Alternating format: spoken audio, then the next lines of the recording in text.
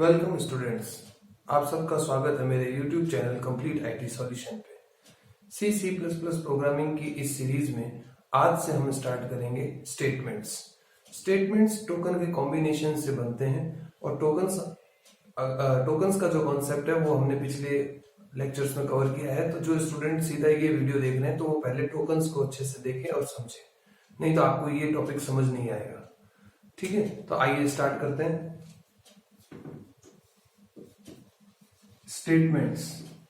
Statement is a collection of token या token के combination से जो स्टेटमेंट्स बनते हैं, कंपाइलर जिन्हें समझता है उसे हम स्टेटमेंट्स कह सकते हैं।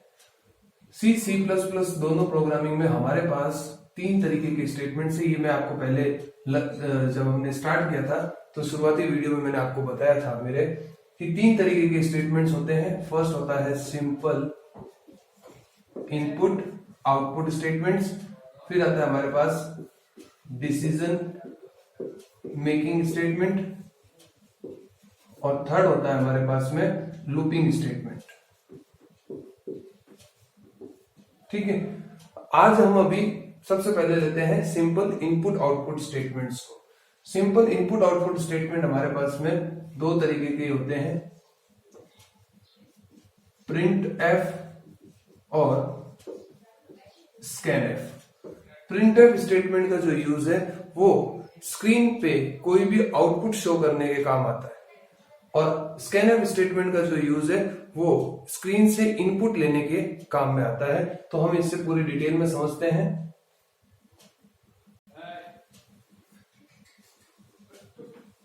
Syntax of input output statement.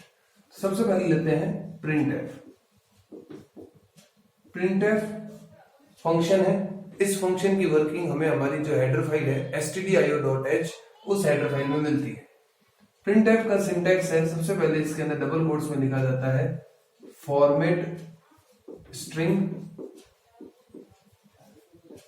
और उसके बाद कॉमा लगा करके हम लिखते हैं लिस्ट ऑफ वेरिएबल।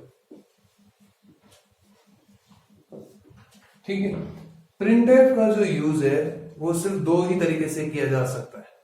पहला, प्रिंट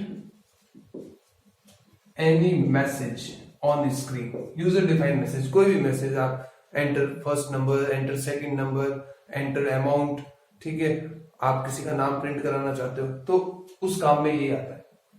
दूसरा यूज जो है वो है प्रिंट वैल्यू ऑफ वेरिएबल। किसी भी वेरिएबल की वैल्यू को प्रिंट कराने के लिए इसका यूज किया जाता है। ये दो यूज है।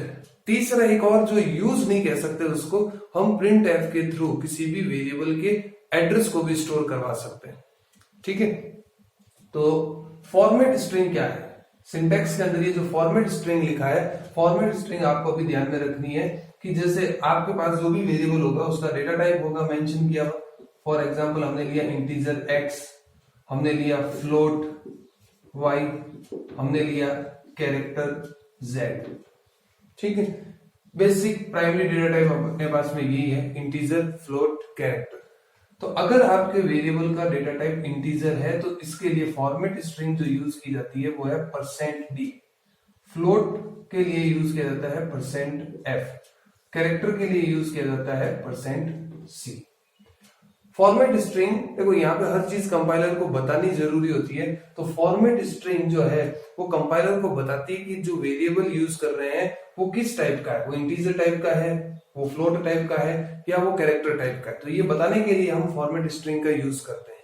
ठीक है, जैसे इसका मैं एक छोटा सा एग्जांपल आपको बताता हूँ प्रिंट एफ का। देखो प्रिंट एफ में हमने लिखा, जैसे कि हमने पहला लास्ट क्लास के अंदर मैंने आपको एक डेमो प्रोग्राम बताया जिसमें हेलो सी प्रिंट किया था हमने, हेलो सी। ये देखो एक प्रिंट एफ ये लिखा है हेलो सी, इसका आउटपुट क्या आएगा? आउटपुट स्क्रीन पे सिर्फ हेलो सी प्रिंट हो जाएगा। तो ये मेरा फर्स्ट यूज है। एनी मैसेज, डबल कोट्स के अंदर आप कुछ भी लिख दो। जब आप ये चीज सिर्फ मैसेज प्रिंट करा रहे हो तब आप यहाँ पर इस सिंटैक्स की आपको जरूरत नहीं है। लेकिन अगर आपके पास एक वेरिएबल है इंटीजर x और उसकी वैल्यू है 6 अगर आपको इसे स्क्रीन पे प्रिंट कराना है तो इसके लिए हम इसको इस तरीके से लिखेंगे, प्रिंट एफ डबल कोट्स में फॉर्मेट स्ट्रिंग यानी इंटीजर है तो इसके लिए %d कॉमा करके लिस्ट ऑफ वेरिएबल, तो x की वैल्यू प्रिंट करानी है तो x प्रिंट कर देंगे। तो इस स्टेटमेंट का, सेकंड स्टेटमेंट का हमें जो आउटपुट मिलेगा वो मिलेगा 6 स्क्रीन के ऊपर।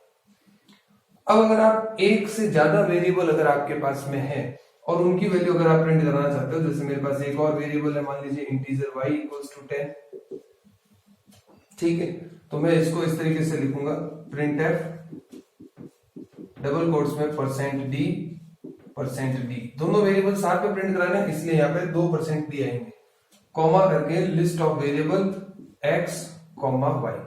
जब आप एक से ज्यादा वेरिएबल को वैल्यू प्रिंट करा रहे हो तो आप उन्हें कॉमा सेपरेटेड रखेंगे, ठीक है, x, y। तो अब ये दोनों की वैल्यू प्रिंट कर देगा 6 और 10। अगर मैं इस जगह पे x + y कर दूं तो दोनों की वैल्यू ऐड होकर के प्रिंट हो जाएगी, ठीक है। तो ये थे हमारे पास में इनपुट आउटपुट स्टेटमेंट के अंदर प्रिंट एफ स्टेटमेंट। अब हम समझते हैं स्कैनएफ फंक्शन को। स्कैनएफ फंक्शन, इसका सिंटैक्स भी सेम वही है जो प्रिंट एफ का है, यानी कि यहां पर लिखा जाएगा फॉर्मेट स्ट्रिंग कॉमा करके, यहां पे लिस्ट ऑफ वेरिएबल की जगह हम लिखते हैं एड्रेस ऑफ वेरिएबल, ठीक है। फॉर्मेट स्ट्रिंग यहां पर भी वही चीज है, %d इंटीजर के लिए, %f फ्लोट के लिए, %c कैरेक्टर्स के लिए, ठीक है। एड्रेस ऑफ वेरिएबल क्यों लिया, वहां लेते हैं लिस्ट ऑफ वेरिएबल। स्कैनएफ का जो यूज है वो सिर्फ एक ही यूज है, इनपुट लेने के लिए, इनपुट इनटू वेरिएबल, ठीक है। वेरिएबल के अंदर कोई भी इनपुट लेना है रन टाइम पर, एट रन टाइम, ठीक है। तो इसके लिए हम स्कैनएफ का यूज करेंगे। जैसे मेरे पास एक वेरिएबल है इंटीजर x सेमीकोलन, अब मैं अगर यहां पर लिख दूं x = 6 तो ये तो हो गया कंपाइल टाइम इनिशियलाइजेशन। मैंने आपको वेरिएबल के जो इनिशियलाइजेशन प्रोसेस बताया था उसमें मैंने आपको बताया था कि वेरिएबल में हम दो तरीके से वैल्यू इनिशियलाइज कर सकते हैं, एक कंपाइल टाइम पर और एक रन टाइम पर। तो रन टाइम पर अगर आपको वैल्यू इनिशियलाइज करनी है तो उसके लिए हम स्कैनएफ स्टेटमेंट्स का यूज करते हैं। तो अगर मुझे इस वेरिएबल में रन टाइम पर वैल्यू लेनी है तो मैं इसके लिए लिखूंगा स्कैनएफ फंक्शन डबल कोट्स के अंदर फॉर्मेट स्ट्रिंग %d कॉमा करके m%x एड्रेस ऑफ वेरिएबल, ठीक है। तो x वेरिएबल का नाम है, इसके आगे ये जो साइन लगाया है इसको कहते हैं m%, इसका दूसरा नाम है एड्रेस ऑपरेटर, एड्रेस ऑपरेटर। अगर आप ये सेम स्कैनएफ की जगह यहां प्रिंट एफ लिख दो तो आपके वेरिएबल का जो रैम में एड्रेस होगा वो एड्रेस स्क्रीन के ऊपर प्रिंट हो जाएगा, ठीक है। तो स्कैनएफ का ये यूज है। अब मैं आपको एक प्रिंट एफ स्कैनएफ का यूज करते हुए एक सिंपल 2 नंबर के एडिशन का प्रोग्राम बना करके बताता हूं, आपको और कॉन्सेप्ट क्लियर हो जाएगा।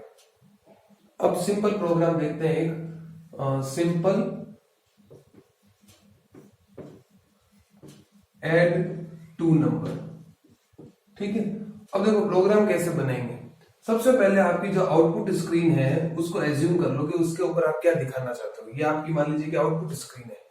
मैं चाहता हूं कि जैसे ही मैं एक ऐसा सॉफ्टवेयर बनाऊं जिसमें जब भी उस सॉफ्टवेयर को रन किया जाए तो उसकी जो आउटपुट स्क्रीन है उसके ऊपर ऐसा लिखा हुआ है enter first number, enter second number, ठीक है।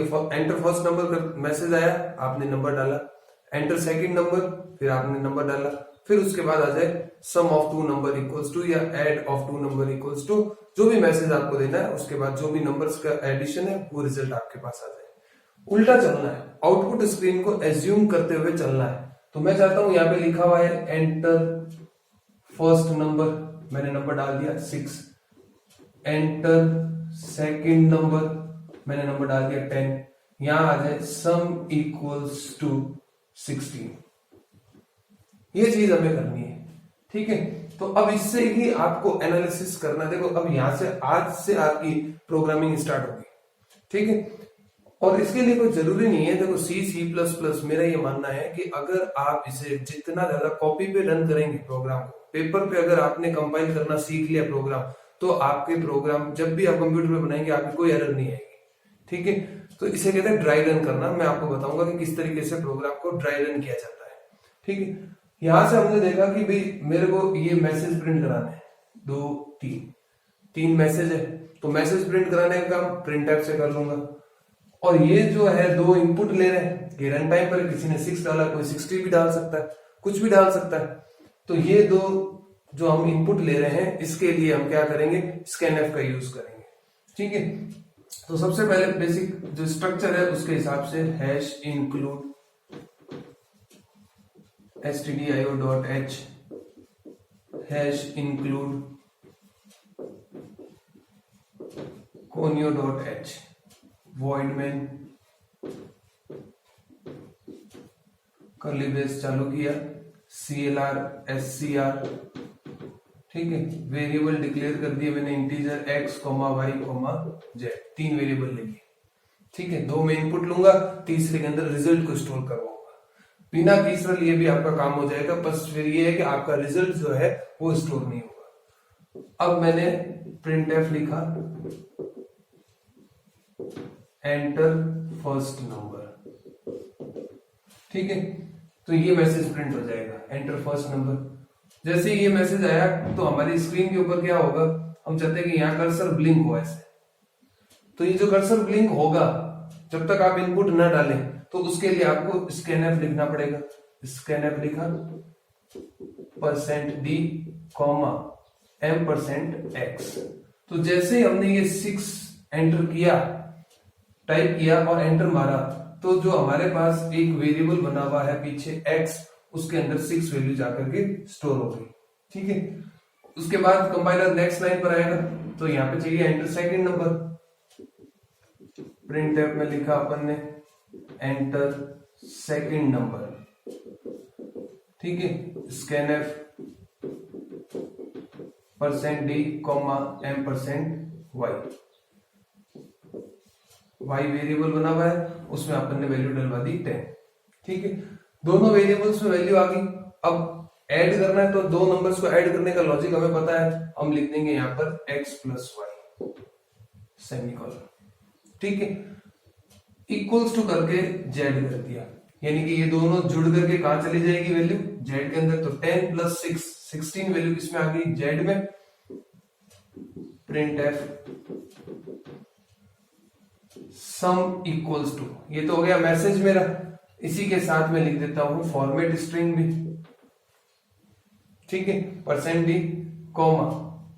z, फिर लगा दिया गेट ch और कर्ली ब्रेस कर दिया बंद, ठीक है। तो इसका आउटपुट ये आएगा आपके पास, चाहे आप इसको एग्जीक्यूट करके देख लें।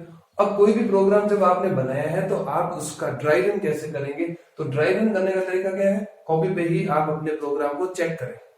देखो ये सबसे बेस्ट अप्रोच है, ठीक है। अगर आप इस अप्रोच के साथ पढ़ेंगे, समझेंगे, तभी आप प्रोग्रामिंग सीख पाओगे।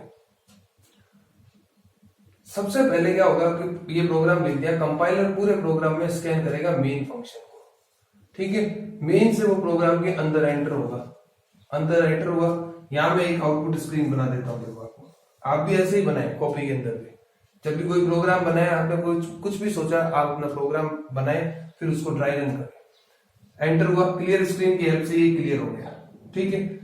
नेक्स्ट लाइन पे गया, यहां देखा कि वेरिएबल डिक्लेयर किए हुए हैं, 3 वेरिएबल्स है, कॉमा सेपरेटेड है, सेमीकोलन लगा हुआ है, तीनों का डेटा टाइप इंटीजर है। सिंटैक्स के अकॉर्डिंग यहां कोई गलती नहीं है। देन नेक्स्ट लाइन, प्रिंटफ पे गया, डबल कोट्स में मैसेज प्रिंट कराया, एंटर फर्स्ट नंबर, यहां लिखा हुआ आ जाएगा, जैसा यहां लिखा है वैसा ही यहां लिखा हुआ आएगा आउटपुट स्क्रीन पर, एंटर फर्स्ट नंबर, और कर्सर ब्लिंक करेगा इस लाइन की वजह से। अगली लाइन पे आ जाएगा क्योंकि सेमीकोलन लगा हुआ है, अगली लाइन पे है स्कैनएफ वैल्यू मांगेगा तो कर्सर ब्लिंक करेगा। आपने यहां वैल्यू डाली 5, तो यहां x के अंदर वैल्यू स्टोर हो गई 5, ठीक है। नेक्स्ट लाइन पे गया, फिर एंटर सेकंड नंबर, ये आ गया लिखा हुआ enter second number, next line पे गया, स्कैनएफ की वजह से कर्सर ब्लिंक करेगा, आपने वैल्यू डाल दी 10। जैसे ही एंटर मारा कर्सर यहां गया। अब इस लाइन का कोई आउटपुट स्क्रीन पे आउटपुट नहीं आएगा। ये है आपका लॉजिक।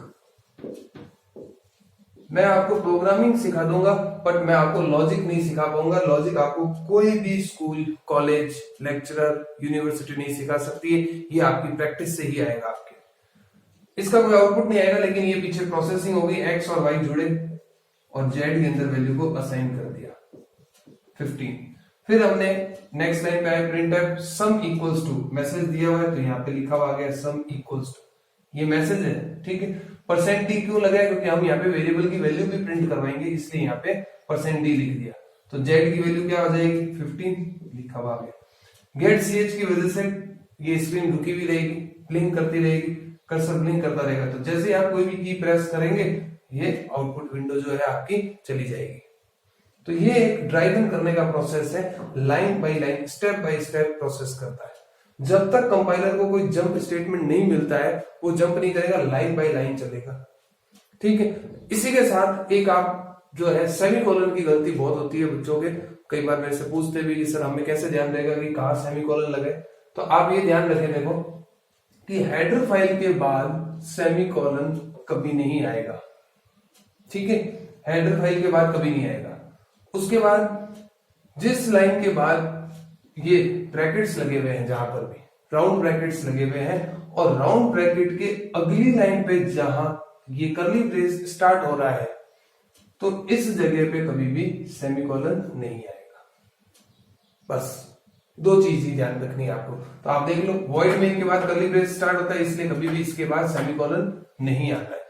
CLR SCR के बाद देखो राउंड ब्रैकेट्स है लेकिन सेमीकोलन लगेगा क्योंकि अगली लाइन पे कर्ली ब्रेस स्टार्ट नहीं हो रहा। तो ये गुरु मंत्र मैं आपको दे रहा हूं कि सेमीकोलन की गलती आपकी कभी नहीं होगी। हेडर फाइल्स के बाद कभी सेमीकोलन नहीं आएगा और जिस राउंड ब्रैकेट के बाद कर्ली ब्रेस स्टार्ट हो रहे हैं उस राउंड ब्रैकेट के बाद सेमीकोलन नहीं आएगा, ठीक है। तो ये था हमारा बेसिक इनपुट आउटपुट स्टेटमेंट। अगले लेक्चर के अंदर हम डिसीजन मेकिंग स्टेटमेंट्स की स्टडी करेंगे। तब तक आप इसकी प्रैक्टिस करें, प्रैक्टिकल आप अपने प्रोग्राम्स बनाएं, एरर्स फाइंड आउट करें।